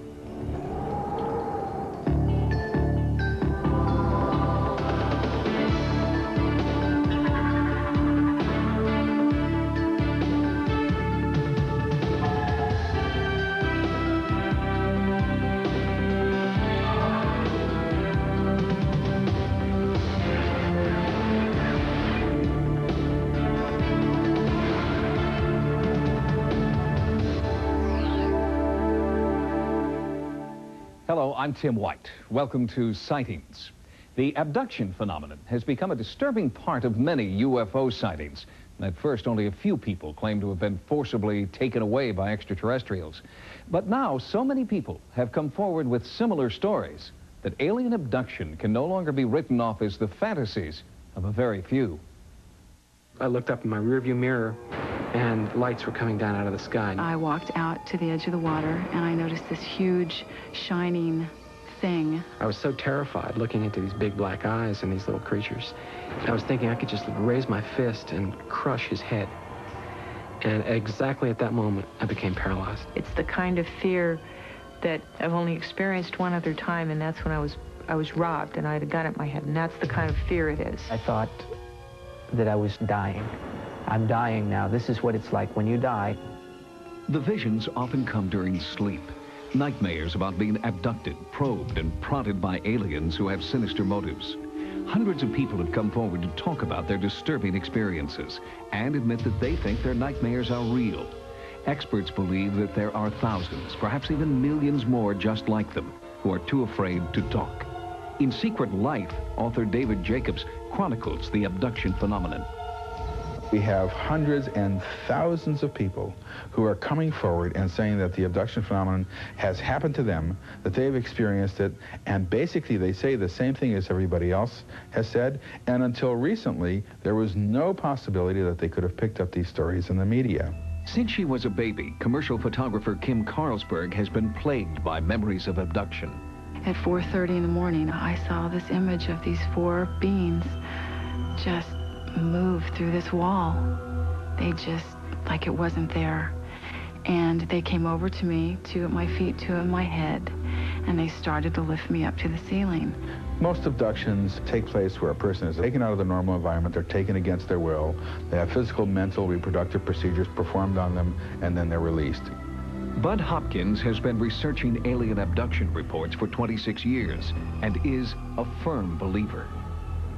I'm the first to admit that all this sounds outrageous. It all sounds just crazy, and yet the evidence is there behind it. But skeptic Philip Klass believes mass media is to blame for the rise in abduction reports. Dozens of talk shows, dozens of other TV shows have promoted this idea that aliens are here and abducting human beings. And so it becomes the popular myth. Particular problems could adequately be explained by the condition narcolepsy. This is a disorder characterized by hypnagogic hallucinations, that's hallucinations that occur at sleep onset, which can be very vivid and include the feeling of other people being present in the room, or a sensation of levitation.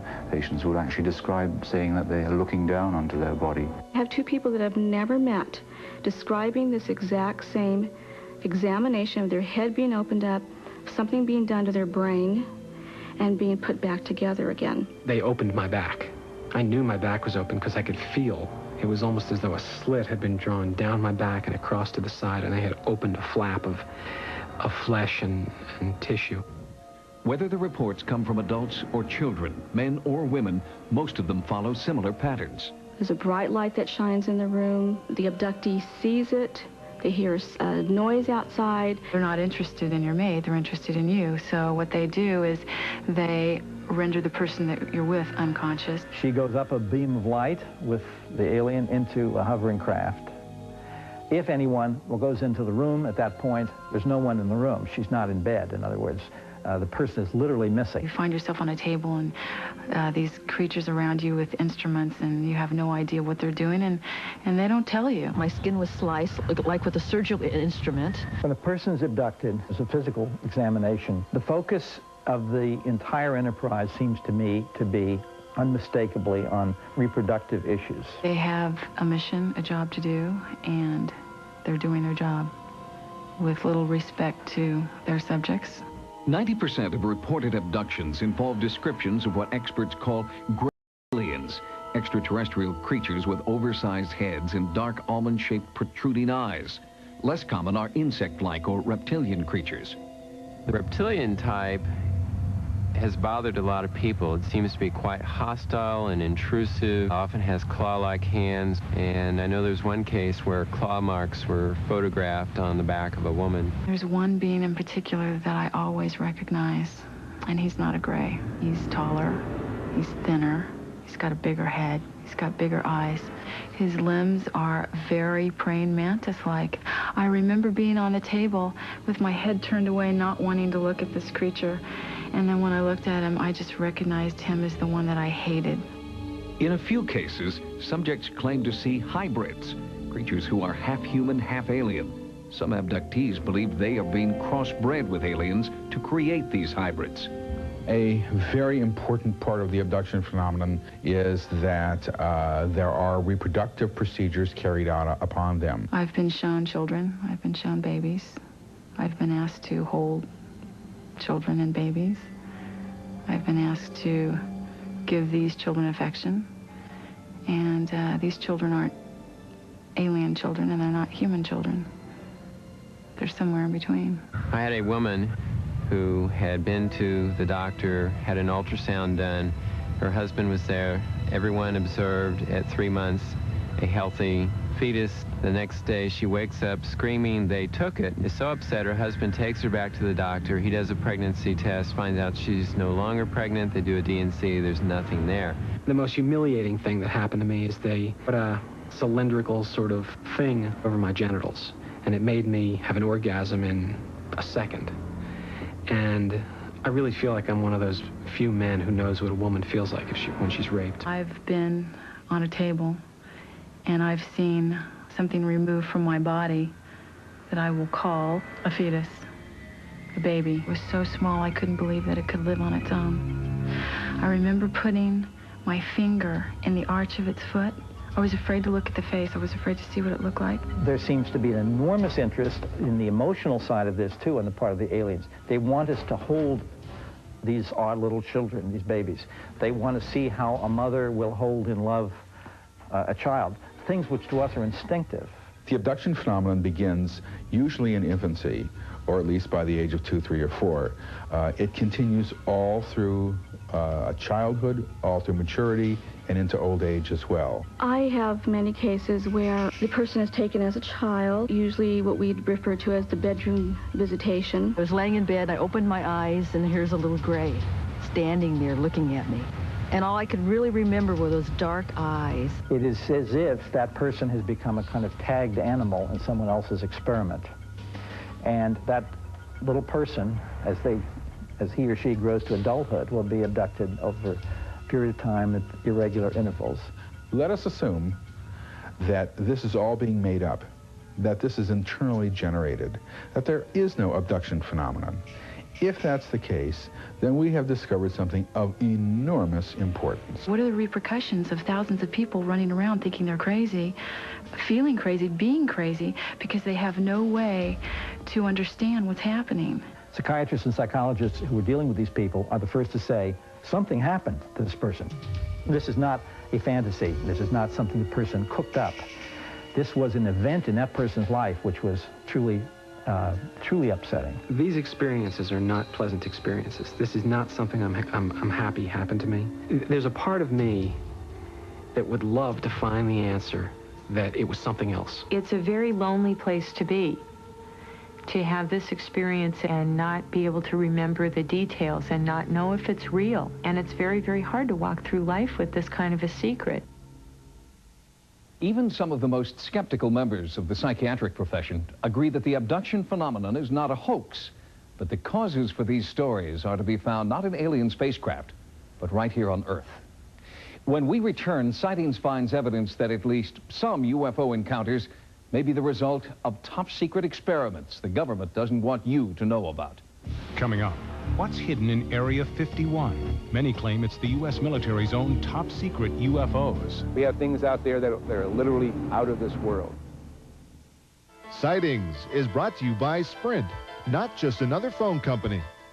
Who are you going to call the most this month? My grandparents in Philippines. My uncle, Supermaniam, who lives in Agra, India. With Sprint's new program, The Most, you automatically save 20% off whoever you call the most each month. I call Wim in the Netherlands. And with The Most, you can also choose a plan that lets you save 20% on international calls. Mom in Addis Ababa, Ethiopia. My sister in Munich? My sister in Sri Lanka. Doesn't anyone have relatives in Buffalo anymore?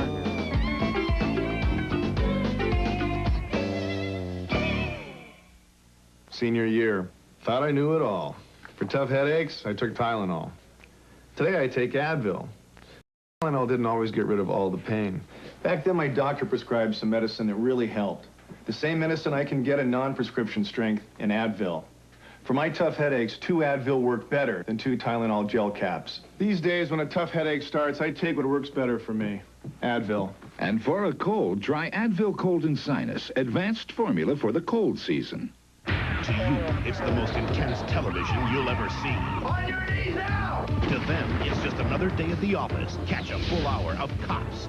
Then, a special 1-hour edition of Code 3 brings you the incredible true stories of the people who risk and give their lives to save others. See the dramatic crash of an airliner into an icy river. You'll experience the terror of its survivors and the extraordinary courage of its heroes. A special 1-hour Code 3 Saturday after Cops. For years, the U.S. government has had a standing policy. It would neither confirm nor deny the existence of UFOs. Their non-cooperation has been interpreted by many ufologists as evidence of a government conspiracy to cover up UFO sightings. Now, Sightings has uncovered information that provides another explanation for their silence. Many UFO sightings may actually be top-secret military aircraft the government doesn't want you to know about. When I first saw the UFO, it was directly overhead, moving incredibly slowly. The shape of it was half a triangle. And all of a sudden, over at the hill, this enormous pattern of lights emerges. I was just in awe of what I'd seen because I didn't know what it was and I'd never seen anything like it. Holy cow! There's no question that there have been sightings by military devices in space. And that gets us right to the UFO question. Are we dealing with a cosmic Watergate? Which I maintain that we are. What the hell was that? I don't know. It was neat. It was like leaving stuff behind it, wasn't it? For the past 25 years, the United States government, especially the Air Force, has been telling us these things don't exist. I feel that there's been so much controversy about cover-ups and UFO phenomena and everything that goes on. And I think that someone needs to point out that a lot of it is just hogwash. And anybody who says the United States government is not withholding information about flying saucers simply isn't telling the truth, or they're totally ignorant one way or the other. Our most recent investigation has concentrated on a series of sightings in the western United States.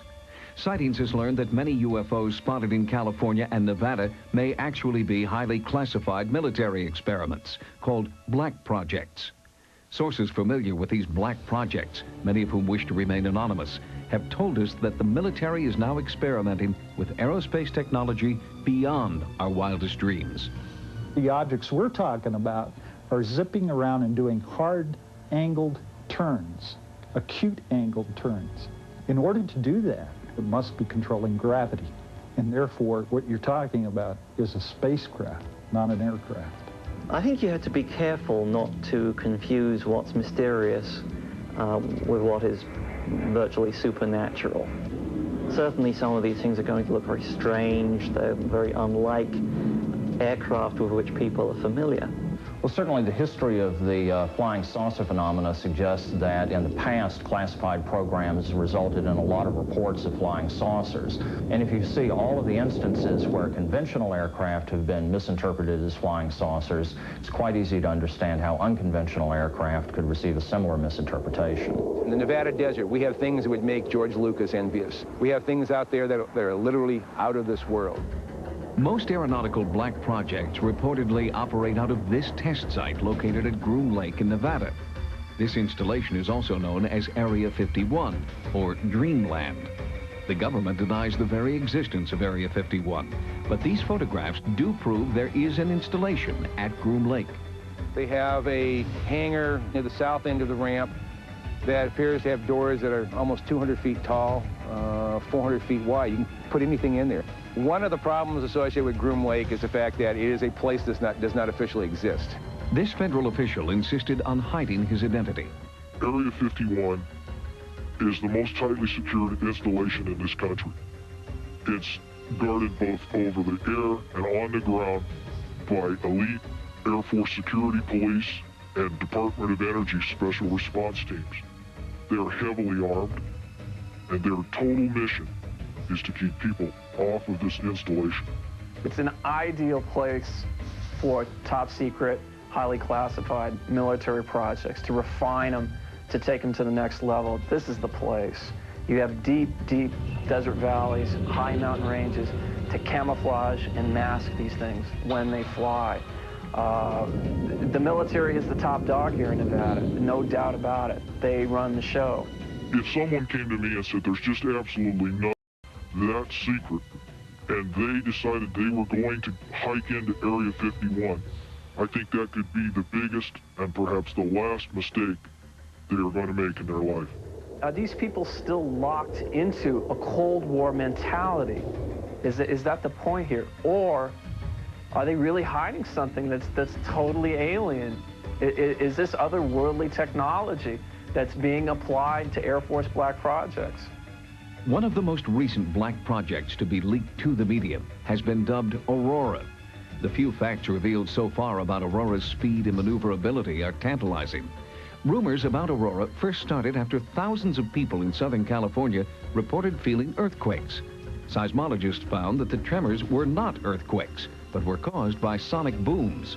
The booms were the first hard evidence that high-speed, unidentified aircraft were operating over the western United States. We really can't tell what's moving. The only thing we see is a sonic boom, and that's telling us that something is moving faster than the speed of sound. So actually, we can't even tell it's an airplane. The sonic booms were tracked and found to be heading toward Nevada. At the same time, witnesses described an increasing number of UFOs that defied the laws of aerodynamics. If they are top-secret military aircraft, where is this new technology coming from? The technology is incredible. A Mach 6 airplane, unmanned aerial vehicle performing these incredibly banked high-speed turns. It boggles the mind. Yeah, I think it could possibly be something otherworldly or at least borrowed alien technology. I don't put that beyond the realm. Top-secret testing of experimental aircraft does provide a compelling explanation for many UFO sightings. But what about sightings which occur in remote areas far from military bases, or sightings in which eyewitnesses claim personal contact? Further investigation is needed to provide a more complete answer to the UFO question. Coming up, a Sightings viewer asks us to investigate a sinister entity that haunts her family's home. My little girl's hysterical, and I can't do anything.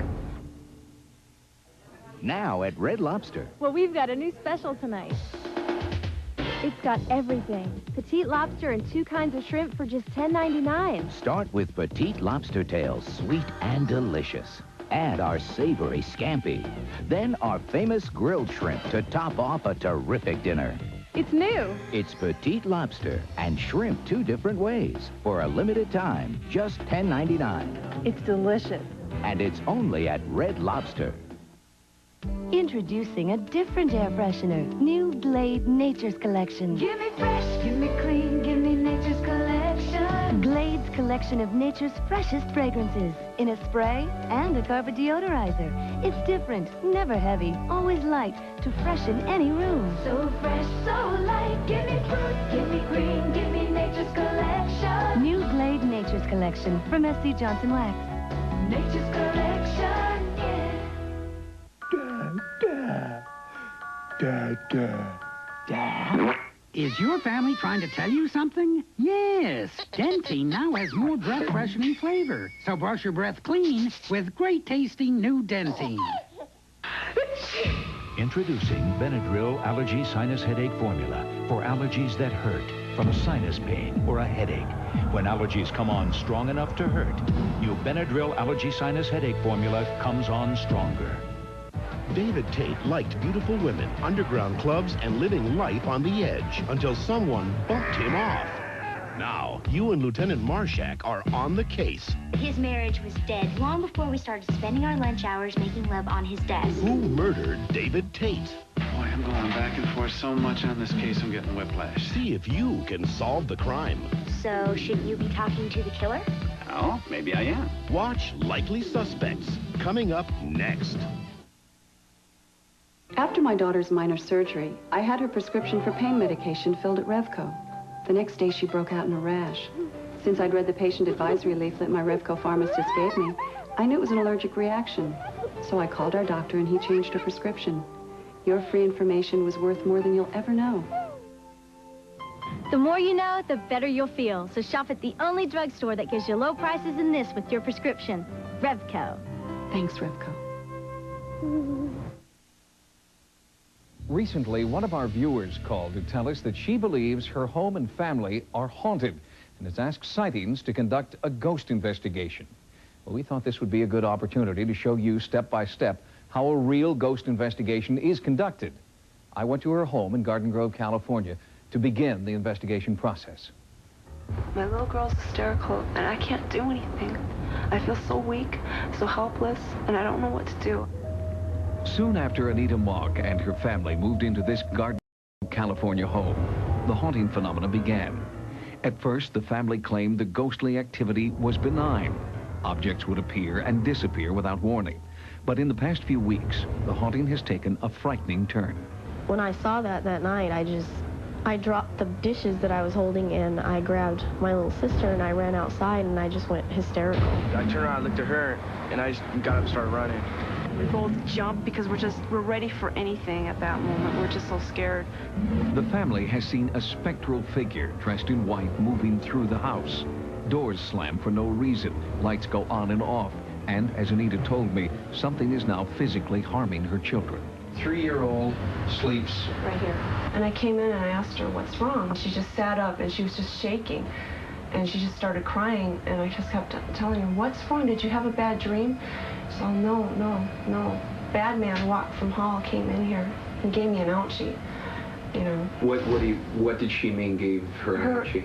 That meant to her that he hurt her. No physical effects could be seen after the daughter's frightening experience, but psychologically, the haunting has certainly affected everyone. Tell us what happened on that night when you saw something in the kitchen. It looked like something was staring at me, and all I noticed... What did you see? I noticed something was wearing white, and it was peeking around the door, and it had like its hands on the door. She grabbed my daughter because she was afraid to look up at it. Right. She was afraid, because it looked solid. She was afraid it was going to come out and get her. And I ran out. I went out in the backyard, and Anita was out there, and I started crying, and I couldn't stop crying. In desperation, the family asked a Catholic priest to bless the home in hopes that it would drive away the entity. But it's still here, and I don't know what to do. I mean, what do you do in a situation like this when a little girl is scared to death and you can't comfort her? I don't know what to do. We've asked Lloyd Auerbach, the director of the OPI, the Office of Paranormal Investigations, to conduct this ghost investigation for us. Lloyd Auerbach, welcome to Sightings. Thank you, Tim. It's good to be here. Typically, what would be your first step in an investigation? The first step in any investigation is always going to be witness interviews, and we'll try to do other things such as go through the house, which is very typical, with a map, a floor plan of the house, and try to pin down where things have gone on within the house, usually with a couple of the witnesses. And we also walk through with our tri-field meters, which measure magnetic fields, among other things, to try to determine if there's any sort of correlation. Do you have any hunches, Lloyd, about what might be causing a haunting phenomenon in this case, if there is one?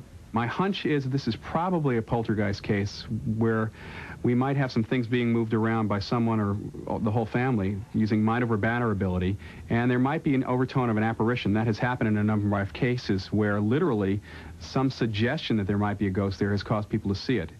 Lloyd, what is it that interests you about this particular case?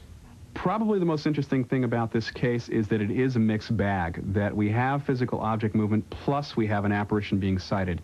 With very rare exceptions, most of the apparition cases where people see a ghost or hear voices that seem to be fairly intelligent, that we call apparitions or ghosts, those cases don't also involve physical object movement. So this is kind of interesting from the point that it might be both. It could be an apparition moving things around, it could be a poltergeist, or it could be a lot of things that are misinterpreted by the family, and there could be nothing paranormal going on. Lloyd, thanks for joining us. Thank you, Tim. In the coming weeks, we'll bring you updates on Lloyd's progress as he conducts this ghost investigation. To report your paranormal experience, call the Sightings hotline at 1-900-740-SIGHT. Each call 75 cents a minute. Average call lasts 2 minutes, and you must be 18 years or older. Again, call 1-900-740-7483. All right, Gladys, from the top. Though we know you love butter, Fleischmann's found something other. It's over butter. All the smoothness of butter with a rich, creamy flavor. Move over butter. It's either move over butter or nothing at all.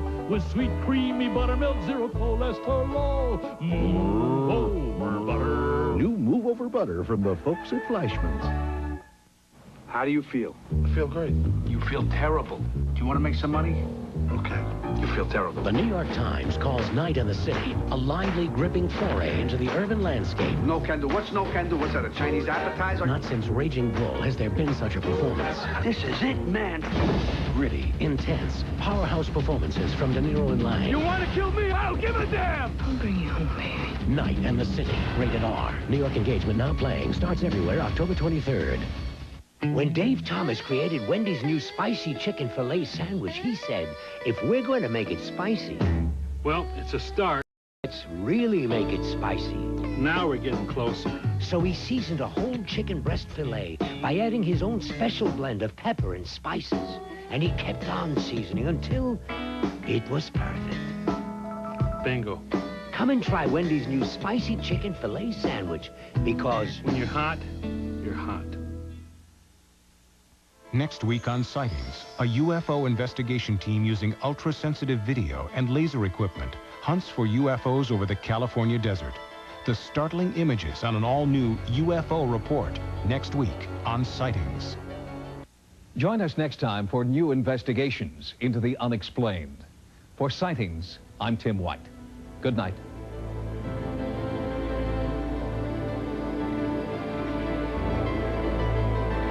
Tomorrow, after a full hour of cops, emergency teams go into action to save the victims of an airliner crash on a special hour of Code 3. Now, Likely Suspects is next.